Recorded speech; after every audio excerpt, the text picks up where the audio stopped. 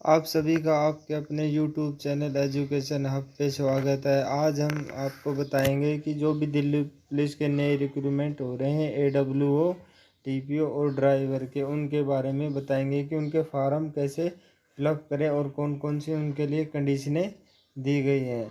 तो जैसे हम आपको करके दिखाते हैं गूगल, आप कोई भी साइट पे जाके आप जैसे दिल्ली पुलिस के फॉर्म के रजिस्ट्रेशन के लिए लॉगिन करोगे तो सबसे पहले आपके सामने ये इंटरफेस है खुल के आएगा आपके सामने। अगर आपने पहले कभी भी रजिस्ट्रेशन कर रखा है तो आपको नया रजिस्ट्रेशन करने की ज़रूरत नहीं। अगर आपने पहले कभी नहीं भी रजिस्ट्रेशन किया तो आप न्यू रजिस्ट्रेशन पे नाउ पे जाके या फिर न्यू यूज़र पे रजिस्ट्रेशन नाउ पे जाओगे ना तो उसमें आपको अपनी बेसिक डिटेल भरनी पड़ेगी, जैसे आधार नंबर व आधार टाइप ऑफ आईडी वगैरह। देखो टाइप ऑफ आईडी वगैरह में driving licence, PAN card, passport और voter ID, school ID card है। यहाँ पे देखिए सभी मैंडेटरी हैं। जो भी लाल टिक वाले आपके पास आ रहे हैं, लाल स्टार वाले, वेरीफाई नेम होगा यहाँ पर। अगर आप आई हैव एवर चेंज, अगर आपकी कोई भी नेम में चेंज चाहते हैं तो यस पे करोगे। फादर नेम होगा, मदर नेम होगा, वेरीफाई होंगे। इस तरह से डेट ऑफ बर्थ होगी, 10वीं की मैट्रिकुलेशन एग्जामिनेशन डिटेल भरनी होगी, एजुकेशन बोर्ड वगैरह जैसे आप डालोगे वो यहाँ पे आ जाएंगे, वहाँ से सिलेक्ट करना है। तो इस तरह से आपको फिर वेरीफाई रोल नंबर वगैरह, पासिंग वगैरह सभी। और सबसे इम्पोर्टेंट चीज़ इसमें है मोबाइल नंबर और ईमेल आईडी, क्योंकि इन्हीं पर आपकी आईडी और पासवर्ड इन्हीं पर ही आएंगे। और यहाँ से जाके आप जैसे क्लोज सेव करोगे तो सेव करने के बाद में नेक्स्ट आपके पास ईमेल आईडी और पासवर्ड आ जाएंगे। अगर आप पहले के यूज़र हैं तो आपको करके दिखाते हैं क्या होगा। अगर आप पहले के यूज़र हैं, आपको पासवर्ड या नहीं पता या फिर मेल, तो फॉरवर्ड पासवर्ड पे मारोगे तो फॉरवर्ड पासवर्ड पे मारते यहाँ पे परमानेंट स्टेट मांगेगा, जिस भी स्टेट से ईमेल आईडी जो आपने पहले वाले फॉर्म में भरी थी वो, और उसके बाद में मोबाइल नंबर सबमिट करते ही आपके जो मोबाइल नंबर दे रखे थे पहले उन पर मैसेज आ जाएगा और ईमेल आईडी पर भी मैसेज आ जाएगा न्यू रजिस्ट्रेशन का। फिर इस तरह से कर सकते हैं। जैसे मैंने पहले अपना रजिस्ट्रेशन करवा रखा था SSC में, तो मैं आपको करके दिखाता हूँ कि कैसे करने हैं आपको। देखो मैं आपको करके दिखाता हूँ।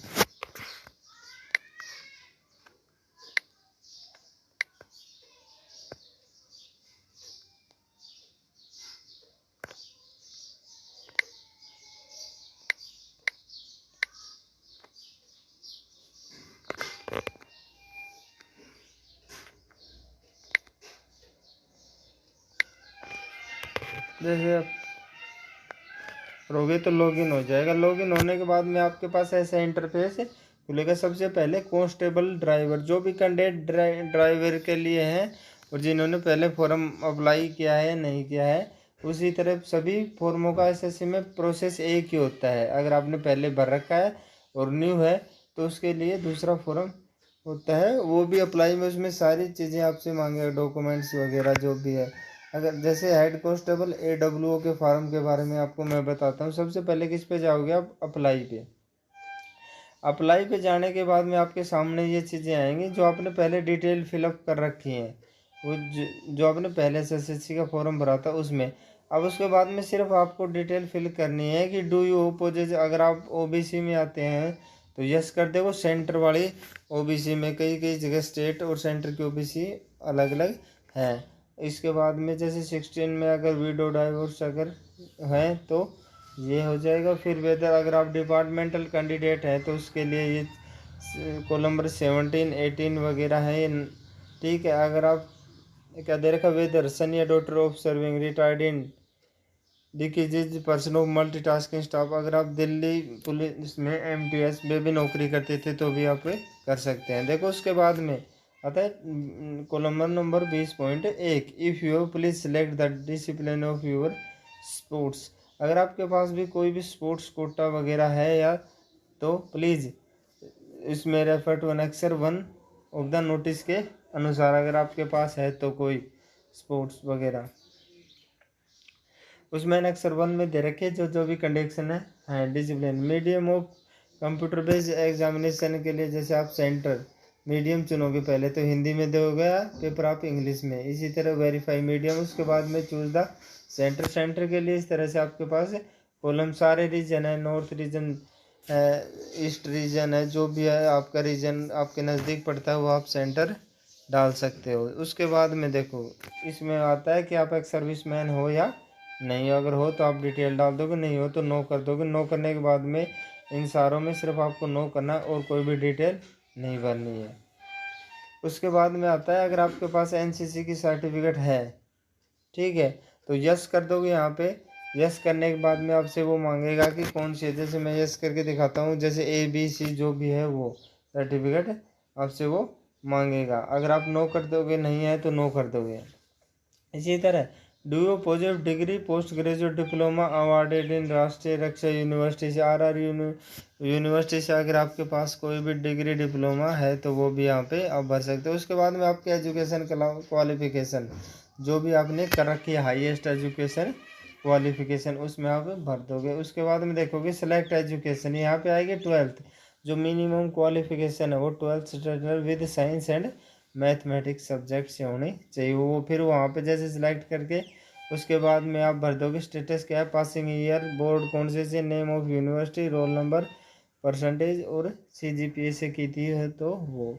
Do you have national trade certificate NTC of the trade mechanical come operator में, अगर आपके पास सर्टिफिकेट है तो भर दोगे, ट्रेड टाइप वगैरह। तो इस तरह से आपका फॉर्म हो जाएगा, जैसे इसमें आ रहा है मेरा।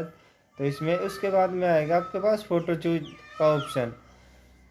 तो फोटो में अपलोड फोटोग्राफर ऑन टेकन, जैसे 8 अप्रैल 2022 से पहले की फोटोग्राफ नहीं होना चाहिए, और वो भी 50 KB से 20 KB से 50 KB तक का ही फोटो होना चाहिए। इसी तरह आपके पास सिग्नेचर 10 KB से 20 KB तक के ही सिग्नेचर होने चाहिए। Whether the photographer has been taken off after 8 April, देखो इसमें क्या करना है कि आपको यस करना है, whether the photograph has been taken in after the 8 April, yes करना है। उसके बाद में डिक्लेरेशन में यस करने के बाद में क्या कर दोगे आप, इसको यस करने के बाद में यहाँ से आप इनको रिसेट कर दोगे। यस करने के बाद इसको रोज वाले ऑप्शन पे जाओगे। उसके बाद में जैसे आपका पूरा फॉर्म फिलअप हो जाएगा, तो जैसे आप आगे जाओगे इधर तो उसमें एक चीज़ आएगी, अब उसके बाद में आप प्रिंट ले लोगे फॉर्म का। फिर जैसे आप ऑफलाइन अगर फीस जमा कर रहे हो तो डाउनलोड ऑफलाइन चलान हो जाएगा, अगर आप ऑनलाइन कर रहे हो तो पेमेंट वाले ऑप्शन पे जाओगे। जैसे ही पेमेंट वाले पे ऑप्शन पे जाओगे तो you have not applied the, अभी मैंने जैसे सबमिट किया नहीं है तो इसलिए मेरा दे रखा है you have not applied for this examination, ठीक है। तो इसी तरह यह आएगा। उसके बाद में आप पेमेंट कर दोगे। पेमेंट करने के बाद में आप देखोगे कि अगर पेमेंट स्टेटस चेक कर सकते हो आप सक्सेसफुल है या नहीं, या फिर एप्लीकेशन स्टेटस भी चेक कर सकते हो आपका सही है या नहीं, अब पेमेंट हुई या नहीं, डबल वेरीफाई ऑफ पेमेंट भी इस तरह से चेक कर सकते हो। तो आप इस तरह से अपना फॉर्म भर सकते हो। अगर अगर आपको और कोई भी जानकारी चाहिए तो आप अपन में कमेंट करके पूछ सकते हो। Thank you.